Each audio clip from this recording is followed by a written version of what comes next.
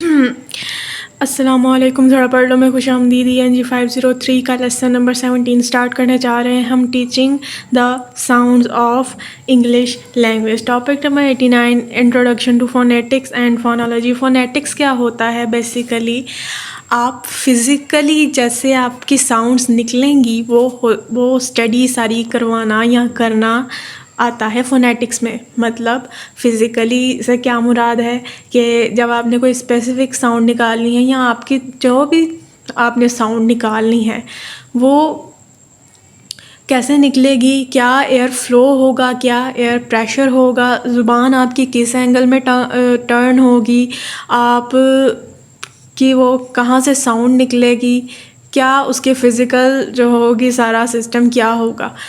तो जब वो साउंड निकलेगी तो अगला कैसे सुनेगा, वो परसीव कैसे करेगा, कान का कौन सा ऑर्गन है जो उसे उस साउंड को पकड़ेगा, कौन सी वेव में आपकी साउंड निकलेगी, हाई होगी तो कैसे निकलेगी, लो होगी तो कैसे निकलेगी, अगला कैसे सुनेगा, उसके कान के क्या ऑर्गन्स उसे उस साउंड को पिक करेंगे, कैसे वो दिमाग तक जाएगी, वो उसे कैसे पहचानेगा। ये सारी जो फिज़िकल जो साउंड का सिस्टम है ना, ये सब आता है, इसकी सब स्टडी आती है फोनेटिक्स में। बस phonetics is concerned with how sounds are produced, transmitted and perceived. ठीक है। फोनोलॉजी में क्या आता है? Phonology is concern with how sounds function in relation to each other in a language. Phonetics ऊपर क्या है? कोई भी साउंड, ज़रूरी नहीं है वो आपकी लैंग्वेज की कोई साउंड हो, कोई भी साउंड जो आप मुंह से निकालेंगे उसकी फ़िज़िकल जो होगा सिस्टम वो।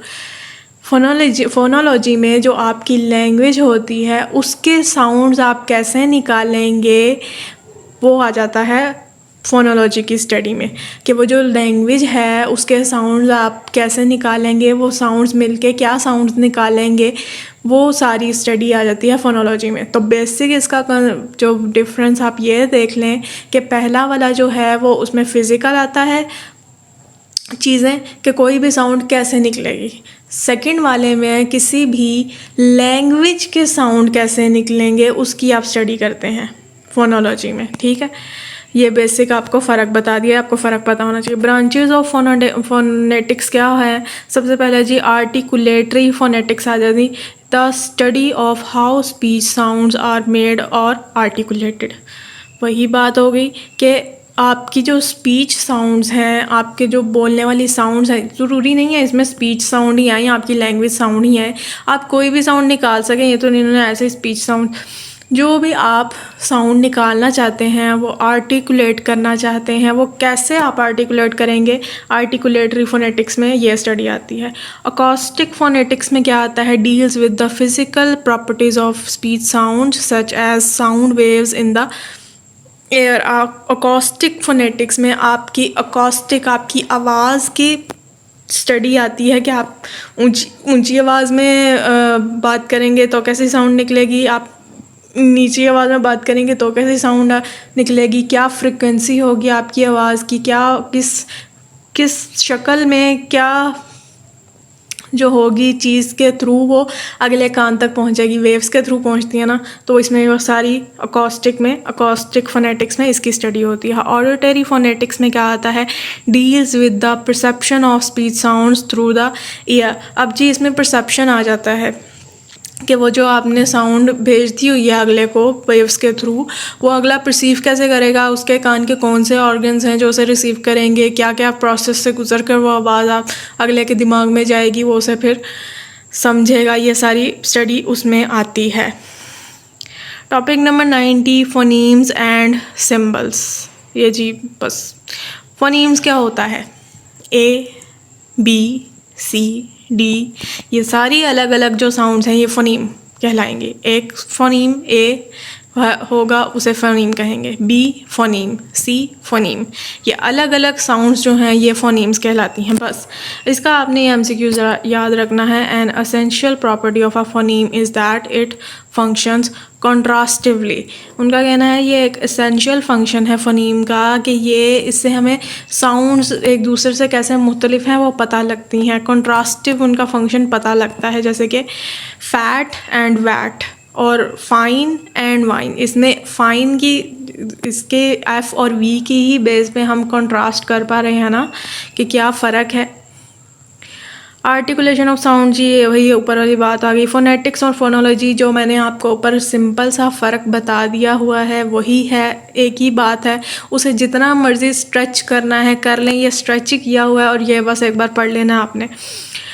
इंटरनेशनल फोनेटिक एसोसिएशन IPA, ये जी क्या होता है, ये MCQs है। The IPA is the major as well as the oldest representative organization for phoneticians, established in 1886. The aim of the IPA is to promote the scientific study of phonetics and the various practical application of that science.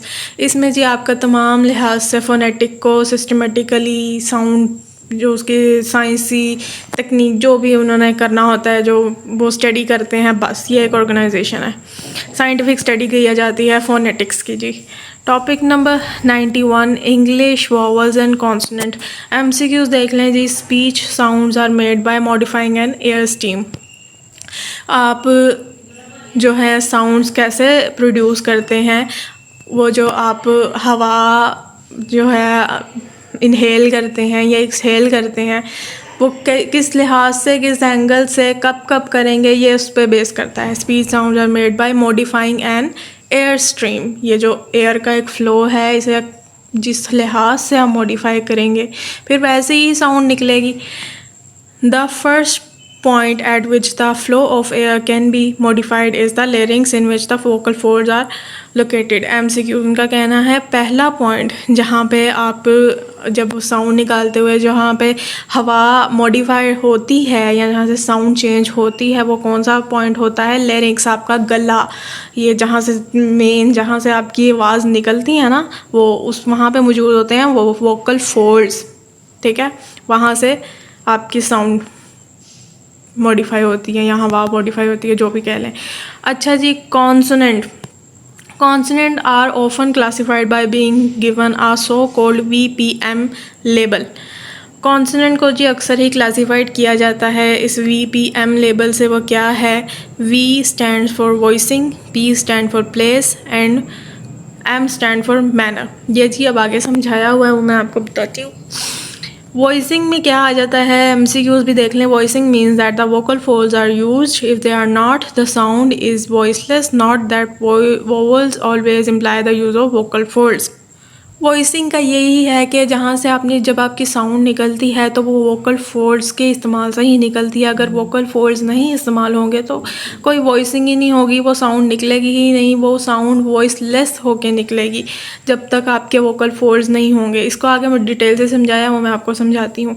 Place of articulation भी आगे समझाया, manner भी समझाया हुआ है। Consonant को निकालने के लिए ये चीज़ें ज़रूरी होती हैं, ये VPM, और ये आगे समझाया हुआ है। वॉइस्ड एंड वॉइसलेस साउंड्स क्या होती हैं, बेसिकली जिन साउंड्स को निकालते हुए वाइब्रेशन आपके गले में पैदा होना वो वॉइस्ड कहलाती हैं साउंड्स। मतलब कि जैसे बज़ ये जी की जो साउंड है, ये निकालते हुए एक वाइब्रेशन आपके गले में पैदा हो रही है। ऐसी साउंड्स को जो कि वाइब्रेशन पैदा करती हैं उन्हें वॉइस्ड कहा जाता है। ऐसी साउंड जो कि वाइब्रेशन पैदा नहीं करती उसे वॉइसलेस साउंड्स कहा जाता है। तो कॉन्सोनेंट में जो ऐसी साउंड्स होंगी जो कि वाइब्रेशन पैदा करें तो वो वॉइस्ड होंगी, जो नहीं पैदा करेंगी वो वॉइसलेस होंगी। प्लेस ऑफ आर्टिकुलेशन में क्या आता है, प्लेस ऑफ आर्टिकुलेशन में आता है कि बेसिकली आपकी साउंड निकल कहाँ से रही है। मतलब आपकी जो वो हवा है जो एक्सहेलेशन आप कर रहे हैं हवा की, जिसके थ्रू आप साउंड निकाल रहे हैं, वो कहाँ से निकल रही है। आप कुछ अल्फाज होते हैं जो कि हमारे मुंह से हवा निकलती है, बट कुछ अल्फाज होते हैं जो कि हमारी नाक से आवाज़ निकलती है, उन्हें कहते हैं नसल साउंड्स, ठीक है, उन्हें नसल साउंड्स कहते हैं। तो ये जी चीज़ आ जाती है प्लेस ऑफ आर्टिकुलेशन में कि बेसिकली आपकी हवा कहाँ से निकल रही है। जैसे कहते हैं ना नाक में बोल रहा है कोई, वो उसका हिसाब ये होता है कि जब आपके कुछ ऐसी साउंड्स होती हैं जब आपकी नाक से हवा निकले, नाक से साउंड निकले, तो जी ये होता है प्लेस ऑफ आर्टिकुलेशन कि आपकी बेसिकली साउंड्स निकल कहाँ से रही है, ठीक है। मैनर ऑफ आर्टिकुलेशन जी, अब मैनर ऑफ आर्टिकुलेशन में क्या आता है कि अब ऊपर पहले आप मिसाल मिसाल मिसाल ये है, पहले ये देखें पेपर और फिर ये देखें आफ्टर। पेपर में उनका कहना है कि आप जब ये साउंड प्रोनाउंस करते हैं तो आपका मुंह पहले बंद होता है, पे मतलब एक क्लोज्ड साउंड है, और एंड पे क्या आ रहा है, आर, पेपर। ये आपका क्लोज्ड प्रोनाउंसिएशन है, क्लोज्ड मैनर है, ठीक है। कोई आपकी जो है हवा या आपकी साउंड फ्री नहीं है, ये एक क्लोज्ड साउंड है। आपका मुंह रिस्ट्रिक्टेड वे में ही, आपकी साउंड रिस्ट्रिक्टेड वे में ही निकली है और रिस्ट्रिक्टेड वे में ही क्लोज हुई है, ठीक है। आफ्टर, आफ्टर में उनका कहना है, ऑब्जर्व करें कि आफ्टर एक फ्रीली साउंड निकल रही है आपकी शुरू से ही, आफ्टर, ठीक है। तो ये जो ऐसे होता है ये ओपन साउंड्स कहलाती हैं, और जो वो ऊपर पेपर है वो क्लोज साउंड्स कहलाती हैं। साउंड्स नहीं, आप कह लें कि अब आगे उन्होंने क्या, अच्छा अब जी उन्होंने कहा है there are 3 categories, a complete closure, plosives. एक वो साउंड जो बिल्कुल क्लोजर, बिल्कुल एक कंप्लीट क्लोजर होती हैं, वो जी होती हैं प्लोसिव्स। इतनी ज़्यादा ना डिटेल में जाने की ज़रूरत नहीं है, बस ये एक बार पढ़ने वाली चीज़ है। ऑलमोस्ट कंप्लीट क्लोजर कि कुछ थोड़ी सी वो साउंड्स जो बंद बंद सी होती हैं वो होती हैं फ्रिकेटिव्स। और a smaller degree of closure, एक छोटी सी मिकदार में क्लोजर होता है वो है, और वो साउंड्स होती हैं अप्रोक्सीमेंट्स, ठीक है। नेक्स्ट MCQs जी, the obstruents are plosives, fricatives and affricates, all sounds with a high degree of obstructions।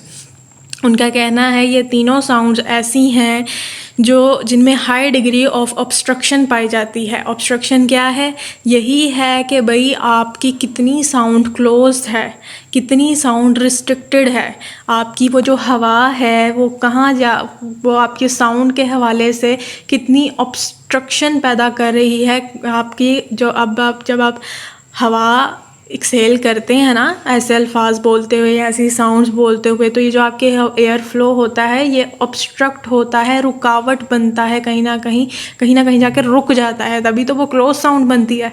तो ये जो क्लोज साउंड जो होती हैं, ये जो हैं प्लोसिव्स और फ्रिकेटिव्स और एफ्रिकेटिव्स, ये इसमें आपकी हाई डिग्री ऑफ ऑब्स्ट्रक्शन पाई जाती है, मतलब आपके एयर फ्लो में हाई किस्म की रुकावट पाई जाती है, रिस्ट्रिक्शन पाई जाती है।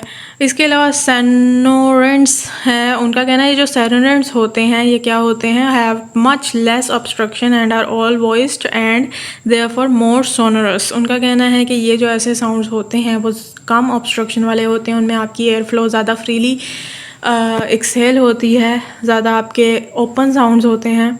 तो ये ऐसे होते हैं, they include nasals, the lateral and अप्रोक्सीमेंट्स।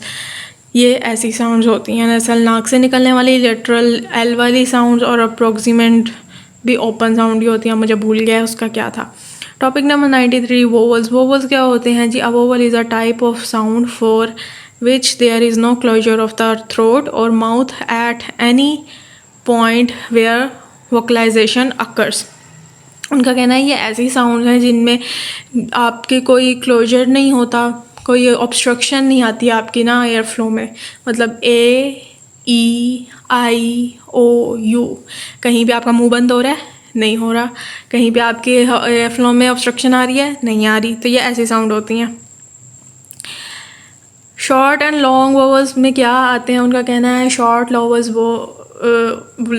कह रही हूँ, शॉर्ट वोवल्स वो होते हैं मिसाल के तौर पर बेड के दरमियान में आ रहा है ई, इसकी जो ड्यूरेशन है वो शॉर्ट है, प्रोनाउंसिएशन जो है इस साउंड की वो शॉर्ट है, तो जी ये शॉर्ट वोवल में आएगा बेड।